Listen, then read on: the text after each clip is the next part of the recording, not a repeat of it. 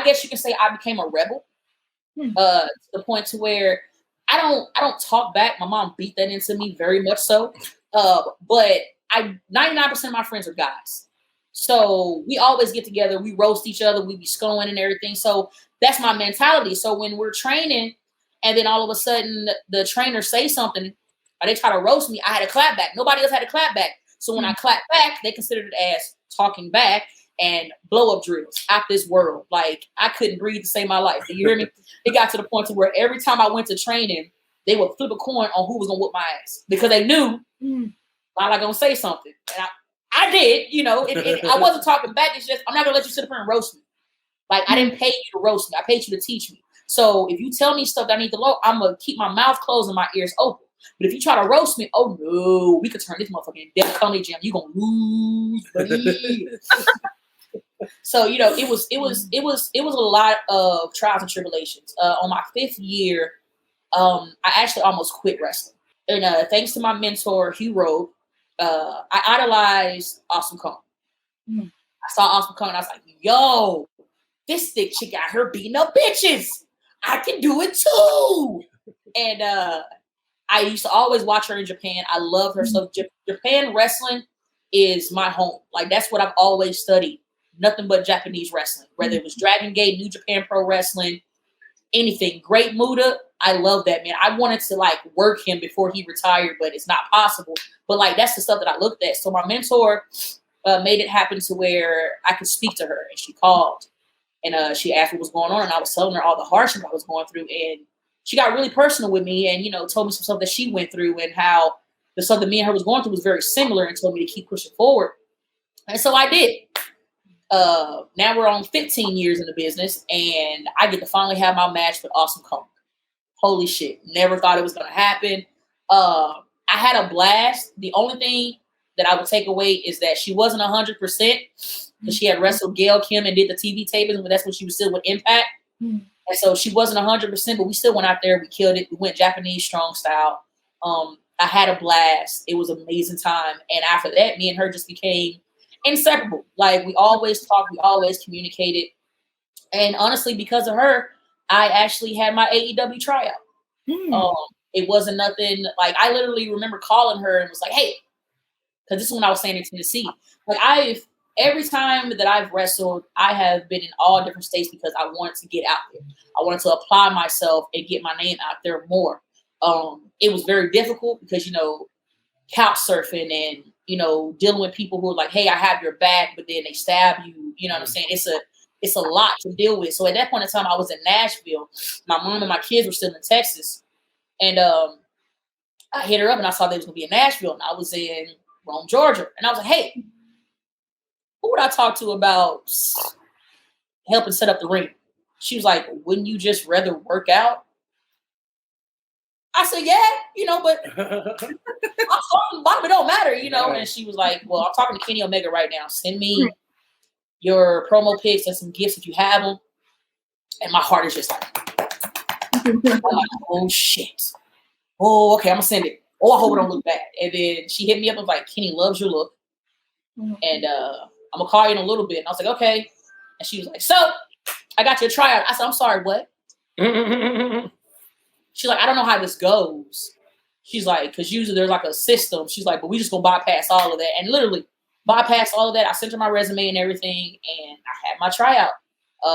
Had a blast. I was able to get in the ring and learn from Dustin, which I love. Goldust, like he is an amazing person. I know you don't go by the name, but I fucking love that man. Okay, like he's a sweetheart. And I had the opportunity to roll around with Nyla Rose for a little bit. Got to work with the ladies, Swole and Britt Baker and Statlander, all the people that was there. I was able to meet Billy Gunn, and like I kept my shit together because I wanted to. First thing I wanted to say, I'm an ass man, but I was like, no. Not the time to do it right now. We're not gonna do it. So now we're up on 19 years. December 28th will be 20 years that I've been in this business. It kind of gets emotional for me because I wasn't promised to come back. For about 18 years now, I've been dealing with a chronic skin disease called hidradenitis suppurativa. It's my lymph nodes and my glands are fucked. Let's just put it like that. You know, like anywhere from a softball to a baseball size inflammation builds up under my armpits and the places where you sweat at the most. And it's just been crazy. And the medicine that can help me is the same medicine that can kill me because I'm allergic to it. So for a year and a half, I was out. The last show that I did was the BCW Anniversary 4 in Atlantic City, where I beat Anthony Gangone to qualify for the Grand Dragon Tournament. And I also ran in and I shot my shot and I beat up Vanity and Riley Shepard. I was going to be your new BCW Women's Champion. And lo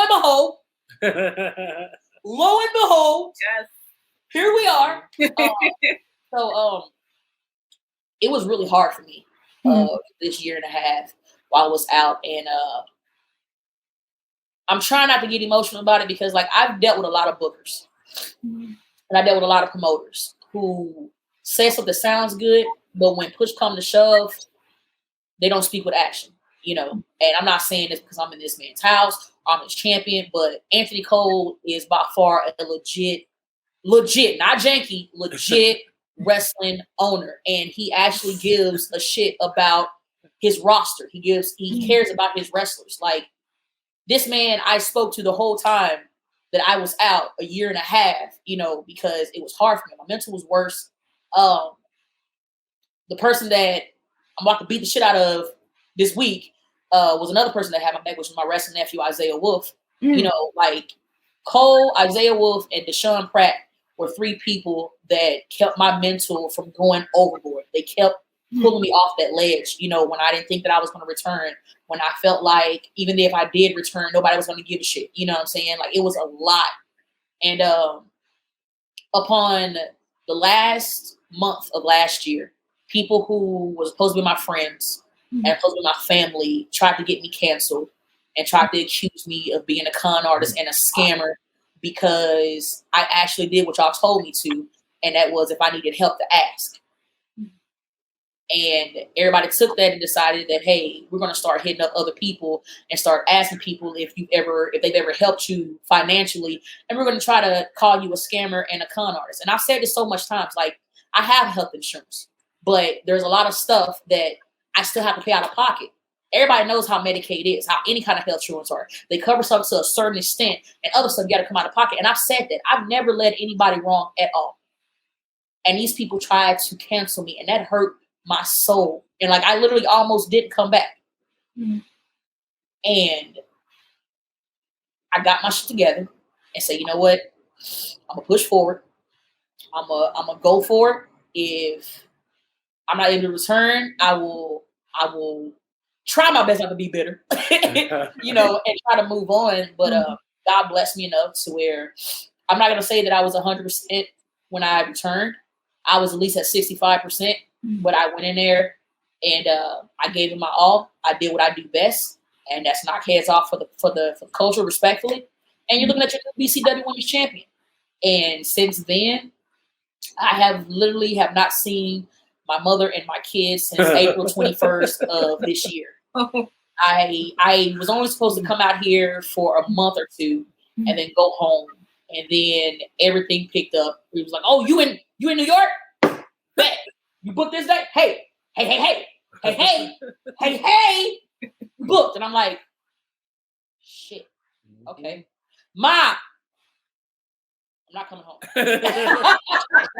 You're not visit. About that. Yeah, I'm not going to make it, Mom. And she's like, well, you're going to be here for my birthday.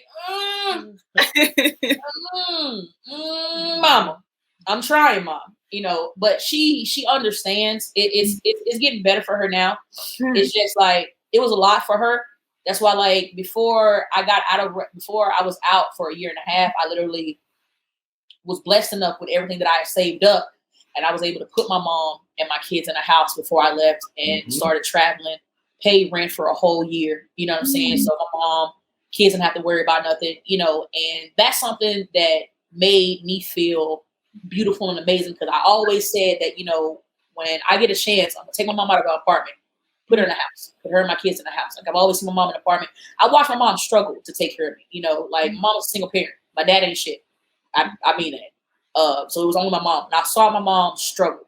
And I was like, yo, if God ever permits me to get in a better stance, I'm going to take care of my mom.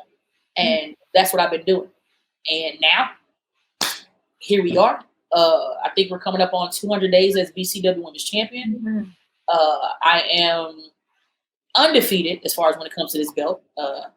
Unfortunately, I got my first L thanks to my ancient nephew, Isaiah Wolf. I'm going to redeem it.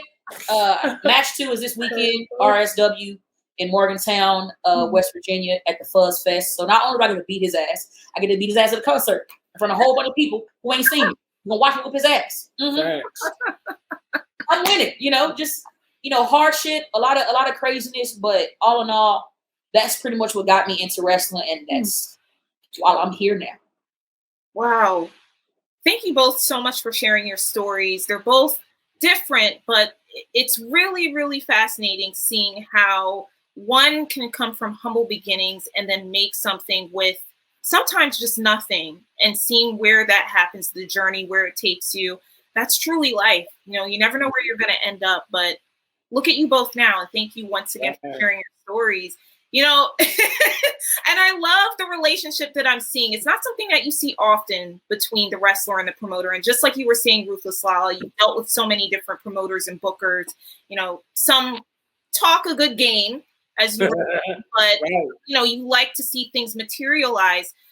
For you, Anthony, seeing where you've taken Brii Combination from 2016 to now, what were some of the challenges that you faced, especially as a new promoter? I mean, it's only almost 5 years in, and I'm sure you've dealt with a lot. Ruthless is man, because she's been here for most of the journey. I'm like I live like a drama-free life, right? So when the drama happens, like I try to stay professional at all times, but sometimes the human side of me comes out. And there's been from the moment I entered this business, it's been a roller coaster because, like I said, I didn't have any connections. Nobody knew who I was. Like, I was known in the hip hop and poetry industry, and that side of the entertainment business is so different from the wrestling, because if I book 2 poets, they don't have to interact with each other. They don't have to, care about each other. Same thing with the hip hop. If I book A and I book group B, they come on stage, do what they do, and that's it. But with the wrestlers, when I book the wrestlers, it's like, so many different personalities, so many, people that you have to make sure they're comfortable doing this, because one slip, one minor misstep, a person could be hurt, a person could be injured. So like that was the first thing I had to learn, like who are the safe wrestlers, who are the wrestlers that people want to work with. Then that took a long time to figure out. And then, like I said, I had no connections. So it went from me saying, hey, this is Anthony Cole of Brii Combination Wrestling. I'd love to book you. And they'd be like, oh, I never heard of you before. Oh, do you have any references? Oh, do you have this? And then a lot of people would no-sell me, right? I would text them and be like, hey, I'm interested in booking you. And I would see that they read the message, but they never respond. Wow. Right? And I would say to myself, dang, what did I do wrong that, made this person not want to be a part of the show? So like, it took me a long time to get over that. And then, it's just a lot of other things. Like, LaLa, I'll tell you, like, anniversary 4, we were in Atlantic City. Right? Oh, man. And there was a gentleman that we had to work with from Atlantic City. Okay? Now, I had a young man. His name was Rage, right? He was doing my lighting. And I'm going to go step away. Oh, God. I almost lost it, right? So I with Atlantic City, I got all my licenses, all my insurance, and everything was straight. Okay. Then this gentleman that was, he was like the Atlantic City manager. He was the event host and stuff like that, right? So he tells my lighting guy, first of all, he cursed at him. This gentleman was 17 years old at the time. Okay. The guy cursed at him, and he was like, what the F you doing bringing this kind of lighting here? You're not using this effing thing, this, that, and just cursing at him, right? I was in another meeting. By the time I got there, Ray's was already infuriated, right? Like, we didn't come here to, to be talked to like this. And plus, I'm paying for this venue. I'm paying for this event. And matter of fact, I'm paying you too, right? So I talked to the guy, and I'm like, listen, what we going to do today is we're not going to use any profanity. We're not going to talk to a 17-year-old minor like this. If you have a problem with anything that's going on here today, I am the owner. I run this. So if you got a problem with him, you got a problem with me. And then he cursed at me. And let me tell you, Candace, that's why LaLa had to get up, right? Because I was going to snatch this dude by his face and pound it into oblivion. But when I looked to my left, I saw all the wrestlers. It was like Casey, Tasha, LaLa, AJ. And I said to myself, this is what they want, right? They want me to lose my mind. They want me to be angry and get out here and beat this guy up, because after I beat him up, he has nothing to lose. I'm the one that has everything to lose, right? So LaLa and AJ, they pulled me to the side because I'm like almost in tears because I want to hit this guy, right? And LaLa was like, Cuzzo, just breathe. And AJ was like, just breathe. We're going to work it out. See, he leaving out stuff. He leaving out stuff. Listen, I was so tired. You're going to be real. He leaving out shit, but this is the thing. He didn't tell me nothing. I saw his face, and I was like, because he goes, oh, yeah, I'm great. Lying through his teeth. I was like, no, you're not. I was like, what's going on? Oh, no, Cuzzo, I'm good. No, you're not. And then AJ and Mark was like, hey, I said, hey, do me a favor right now. Go get their music and let me talk to Cole, please. Because, like, I just saw Cole temperature just, oh, man. Goodness. And nobody was trying to help. They were just trying to, like, bombard him with more. Hey, what do you want to do? And I'm like, yo, anything. And this is not about race, but I'm going to make it about race real quick. You already know if a Black person is upset, you trying to help them decompress and don't put more shit on them. And they were just stacking. He was like, I said, you know what? Cuzzo, talk to me. You know this much? I said, I got it. Okay? I want you to breathe. Okay? I'm going to go get everybody's stuff. We're going to move the matches around a little bit, Cuzzo. And we're going to have it together. All right, Cuzzo. All right, Cuzzo. And because, like, I don't want to see this man kill somebody. You feel me? I just got part this morning, I want to see where it goes. You know what I mean? So, and me, I'm so detail oriented, right? I have to have all the T's crossed, the I's got it, the commas got to be in the right place, the exclamation marks got to be there, and I did all that. I talked to the games commission, I talked to the fire department, the police department, every license that they said, every insurance that they said, I did it. And then on the day of the show, you're gonna come at my guy like that, and then disrespect me after everything that it took me to do to get to this point? I thank LaLa. I thank those wrestlers, because that could have been a really bad situation. Like, I really wanted to hit this guy in his mouth. Like, I really did, but then they talked me off the ledge, and we had a beautiful show. The show was amazing. Like, Anniversary 4 was good, and I thank God that I had LaLa and the rest of the team in my corner, because, like I said, if I would have went off my emotion and punched this guy in the face, I would have destroyed him, no questions asked, right? But then that would have destroyed me, right? My reputation, my brand, who I am would have all been destroyed just because I gave into that. So, like I said, I thank my team, LaLa, AJ, all of them, because that would have been real bad. It would have been a bad situation, But those are just some of the things I had to go through just being in here. Oh my God. Yeah.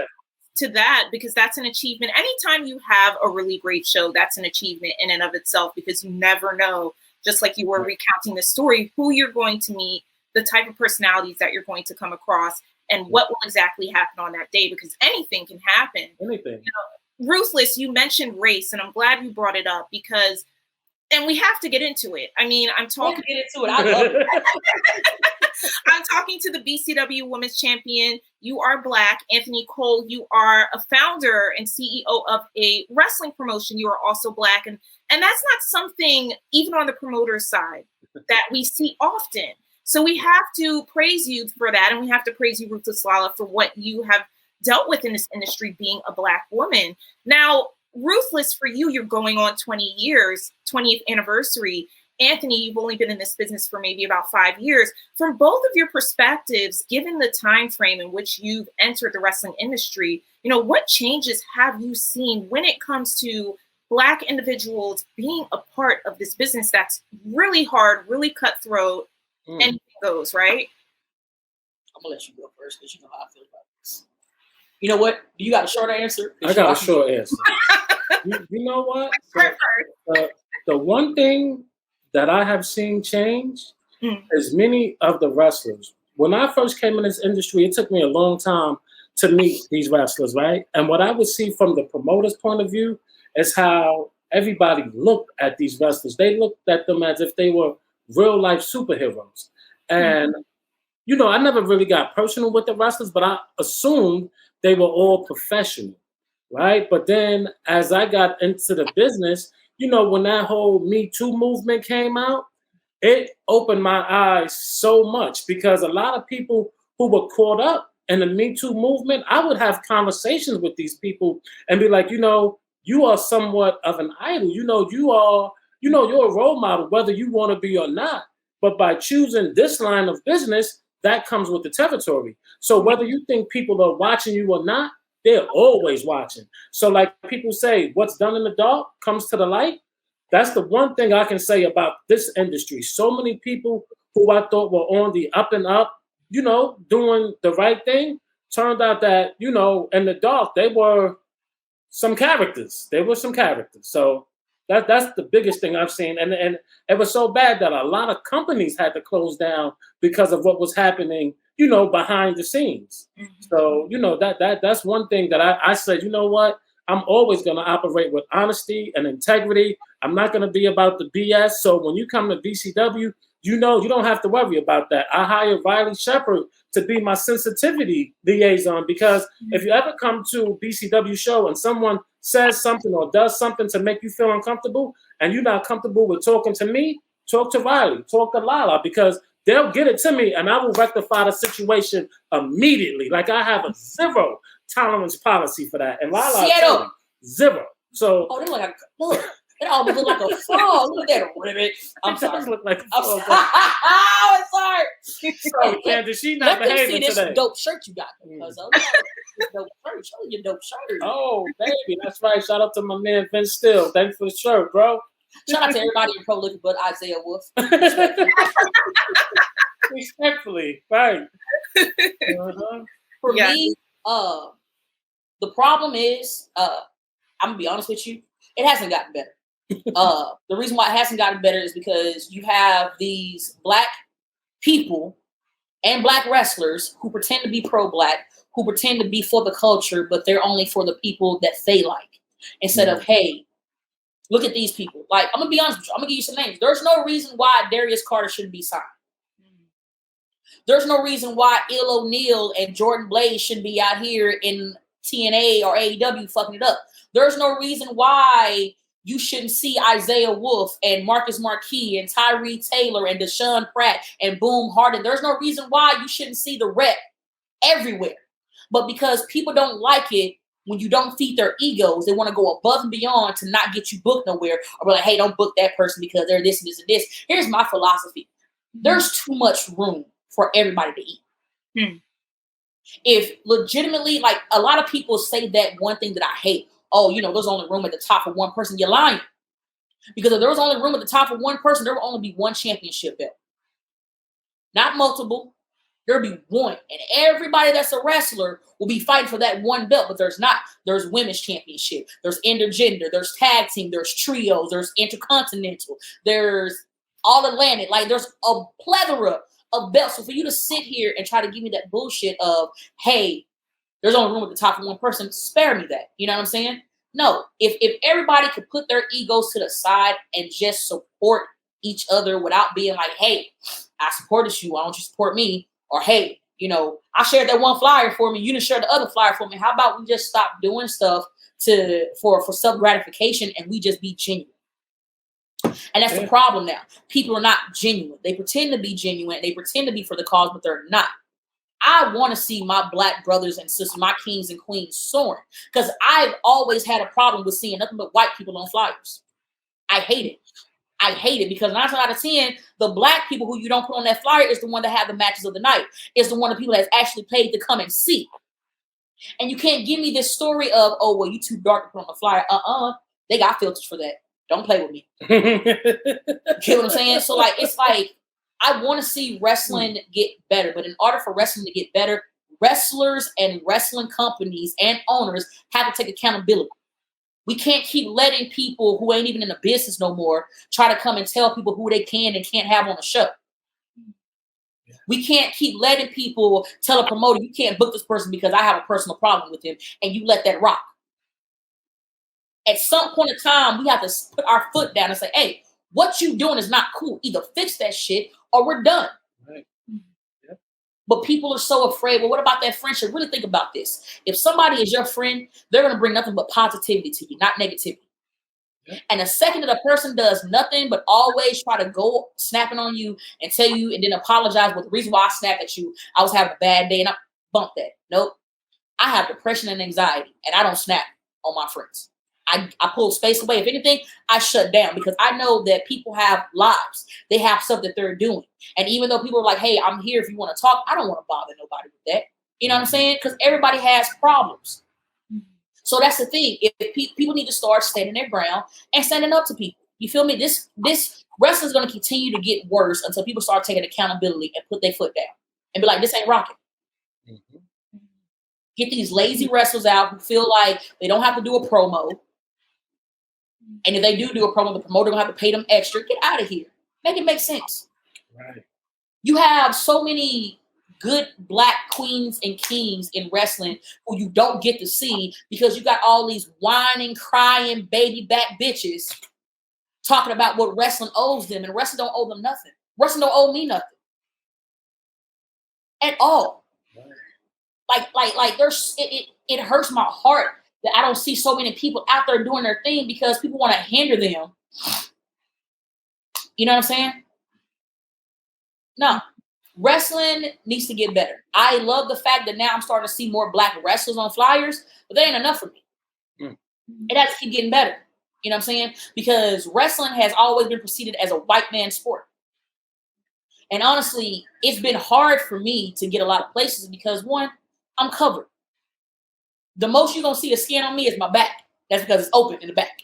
You know, like I'm not showing off anything or no nothing. And it's always a problem. It's always a problem for people. Well, you know, I would like to see you show a little bit of skin. I'd like to see you suck my dick. But here we are.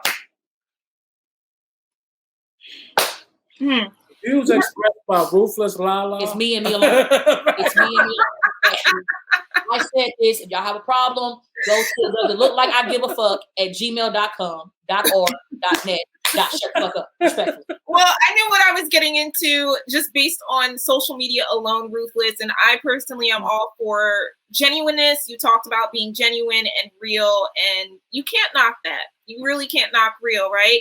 I would love to know, Ruthless, your thoughts as we're talking about race in the wrestling industry. And we're talking, it sounds more so on the independent scale. Well, I would love to also know on the greater scale, like the bigger promotions. I mean, you had that AEW tryout. What your thoughts are about representation for the bigger promotions? I mean, this is a topic that we've seen time and time again on social media. Everyone has their own opinions. Everyone has their own take and perspective about it. As a wrestler, what is your take on that when it comes to the big promotions? Man, all right, here we go. Remember you asked this. If you are a fan, and this is to people that are watching, if you are a fan, shut the fuck up. If you like AEW and you don't like Raw, watch AEW. Don't start bullying other people because they'd rather watch Raw than AEW. And then you start threatening people. And then you start telling people, oh, you better not watch this. And hey, what do you think of the ratings? I don't give a fuck about the ratings. I just want to see some good wrestling. And that's the point. People have literally made people aware of things that they shouldn't be aware of that happens in backstage. And now everybody thinks that they got their PhD in wrestlingology. And they don't.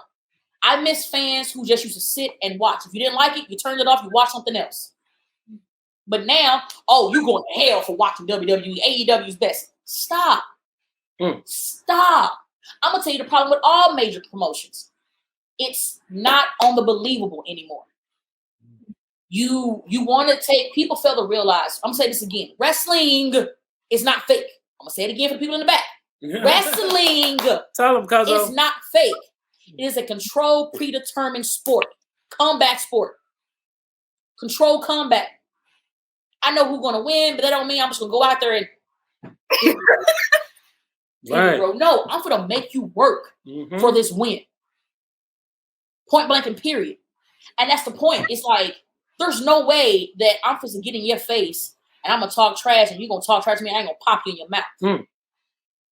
People got to bring that believable back. Now people just want to be like, oh, well, the reason why I do it is this is art. No. I like Lord Dance. Michael Flatley, that's the man. That's art. This, it's art, but it's combat art. I tell people all the time when I get ready to wrestle them, you go to hit me. I can't sell what I don't feel. My philosophy is all these fans came to pay money to watch wrestling, right? No. They all came to judge every last one of us, and they're waiting to sit on that fucking front row and watch you not hit somebody just so they can point at you and say, I told you, wrestling's fake. So what I'm not going to do is go in this ring and make it seem like I'm wrestling Casper the Friendly Ghost. You're going to hit me, or I'm going to beat your ass. Either way, take one. Take one. You're going to get your ass whooped regardless, but I would rather you hit me so it look like I'm not being a bully. You feel me? And it has to be believable. Like, with fans talking about, oh, Swerve needs to go back to WWE now. Then leave that man alone. Swerve is enjoying himself. Right. You ain't heard Swerve complain. No, nothing. And everybody and their mama, oh, you need to go there. And another thing, hey, stop trying to put every black person in the goddamn group together. Okay? We're not doing that. And all black groups are not a rendition of the Nation of Domination. Oh, snap. Stop it. Stop. Enjoy the wrestling. If you don't like it, turn the fuck off.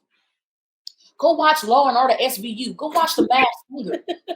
Goddamn, go watch So You Think You Got Talent. Something else besides wrestling so you can come the fuck down. Go watch Disney Channel. Something. Because every time I turn on, well, forget Sasha, forget Naomi, and da-da-da-da-da. Well, if I was them, like, but you're not them.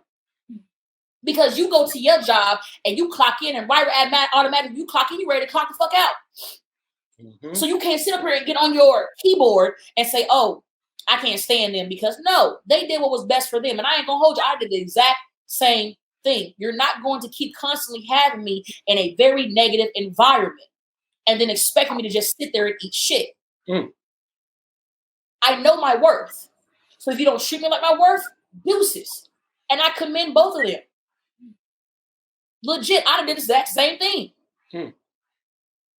At the end of the day, you're paying me. And I'm giving you their respect. And I'm showing up. And I'm doing your job. I'm doing exactly what you're paying me for. But that don't mean because you're paying me, you have to disrespect me. And I got to take it.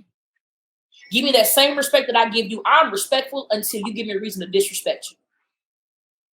And that's exactly how it is. I like Impact, but I want to see more women.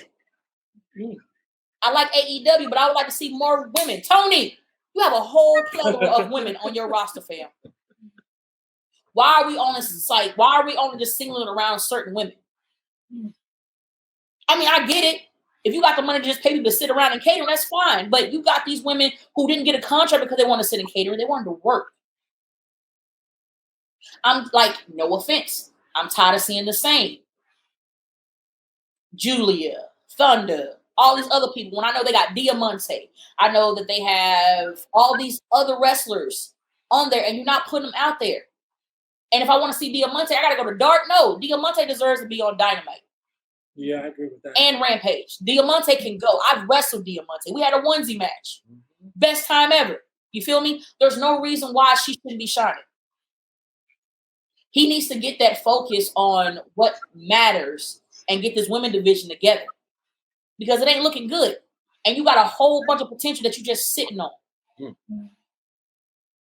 Or then you have TNA to where you have people there, but you ain't putting them right. And then you can tell when they get in the ring who has egos and who ain't trying to lose. Or who want to sandbag somebody because they mad that that person is better than them. It shouldn't be about that. It should be about you showing up, doing your work, get paid, go home, hang out with you're cool with, and don't. Be cordial when you walk in the locker room, do your job, go home. There's no reason to sit here and do the most. You know what I'm saying? Like, yo, if you need a crash course, bring me to AEW. I'll give Jade a run for her money. I'll give Nala a run for her money. I'll give whoever. Matter of fact, I want Malachi Black. Okay. You know, it's a these major promotions got to stop sleeping on this bullshit and go ahead and start making intergender wrestling. That's the money. That is the money. Yeah. People want to see it so much, so why not just make it happen? Oh, well, it's not you a lot. It's believable.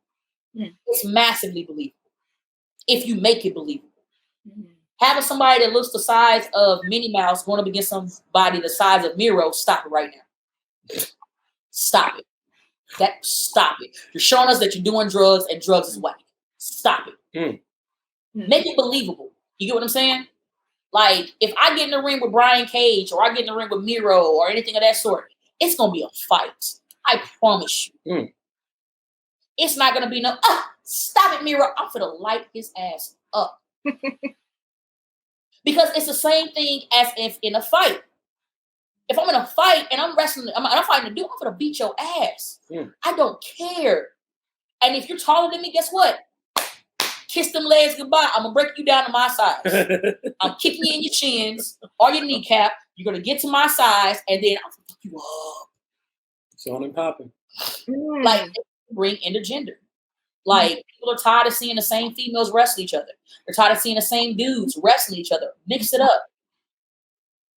I would love to see, I ain't gonna hold you, I would love to see Jade, even because she's getting trained by, I would like to see Jade go up against Daniel Bryan. Bryan Danielson. You feel me? Like I would love to see Nyla go up against Warlow. Why not? Okay. You feel me? Why not? Hell, I would like to see Swerve go up against Diamante. Why not? That's money. But everybody want to be stuck in this tradition. Tradition is done.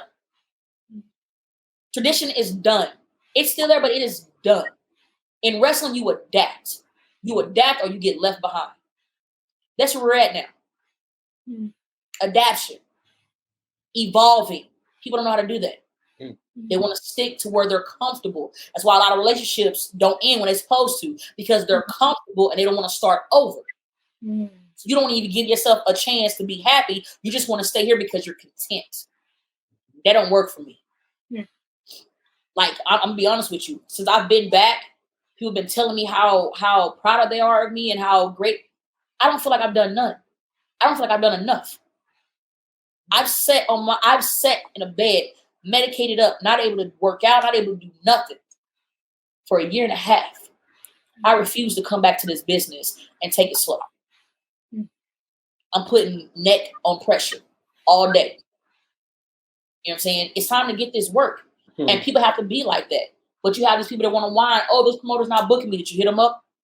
Well, don't talk to me. You know what I'm saying? You have to put forth an effort. It's not just I'm going to sit here and the promoter's going to hit me up. No, you got to put your best foot out there. Hey, my name is such and such. Here we go. You feel me? So it's like, I got way off subject, but coming back, it's believable. That's what I want to see. The guys got it. You know what I'm saying? They beating the shit out of each other. But I need to see it. You know what I'm saying? I need to see it everywhere. I need to see storylines. I'm tired of seeing a motherfucker in the ring and they do one promo and now we fighting. Where's the story? Tell a story. Get me invested. Make me want to still tune in and watch this. People think they're too good for that now. Oh, it don't matter. Look how he looks. Look how she looks. We'll just put it together. Malcolm X. Yes. No. It's not rocking. It's not rocking at all. Wow. I mean, you're hearing all of this as a promoter, Anthony, straight from, your women's champion. And I see you nodding your head, and it sounds like you're agreeing with a lot of what she's saying. Taking all of this in mind with where you want to take Brii combination wrestling, I mean, what are some things that you certainly take into consideration when you're talking to the wrestlers that you're bringing in, when you're booking the shows, when you're formulating the card? What is that process like for you? You know what? Like Lala had touched on earlier, a lot of wrestlers, they do need to know their worth, but with knowing your worth, you also have to understand, this is a business, right? So I'll get certain wrestlers that are coming to me and they say they want X amount. And then I do a little research on them, and I'm like, you have one fan. Why do you want this amount of money? And then I say, all right, let's agree on the price, but then I need a promo from you. I need you to get, like Lala said, get the crowd involved. Get them saying, hey, you know what? I would pay to see what this guy has to talk about. So when it comes to booking the card, when it comes to booking the match, I'm looking for, first and foremost, the wrestlers that invest in themselves. Like there's certain wrestlers that I work with when I say, hey, I need a promo by Friday. This will be on Monday. I need a promo by Friday. By Monday night, they'll have the promo to me. Those are the kind of guys that I want to work with, because BCW right now, we're still in the beginning stages. Yes, we've been around for 5 years, but in comparison to where we are today, to where I know I'm going to take this company, we're just in the infancy stage, and now that I'm more mature, I understand what makes a good wrestler versus a great wrestler, what makes a great, person to have in a locker room versus a person that you don't really want to have in a locker room. Now that I understand that, the company is beginning to run a lot smoother. When we go in a locker room, we actually pray before every show, because I wanted to feel like that family environment. And if I don't feel that good energy, that kindred spirit from you, I would rather not deal with you. You know what I mean? And I've had some people come through the show who said, oh, I can do this, I can do that for you. And then at the end of the day, it's like, I thought you were going to deliver. You absolutely delivered nothing, right? And then they get an attitude with me. But at the end of the day, as much as I love the wrestling business, as much as I love meeting the new people and putting the shows together, at the end of the day, it's a business. And you got to understand that. I don't do this to give my money away. Every show is an investment, and I need to make a return on my investment. And if you're not going to be a part of that return, then you can return to where you came from, because we good over here, So it's a lot that goes into it, and I take this very seriously, especially from where I started at. I didn't know anything. I got aligned with some people, and I'm not going to say their name, but I got aligned with some people that were like the worst of the worst to get aligned with, So I had to wipe that stench off of me, continue running the company, and no matter how much adversity came, no matter what people were saying in the rumor mills, no matter what was happening in the industry. And I'll give you a short story, right? There was a company that had a situation happen. It wasn't my company, right? But the person who was involved in the situation was heavily associated with my company.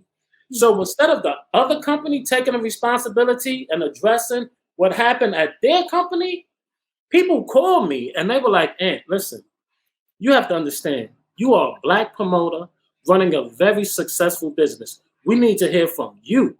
I'm like, but it didn't happen at my company. It doesn't matter. The person who was involved with it is at your company. So whether it happened at your company or not, you're responsible.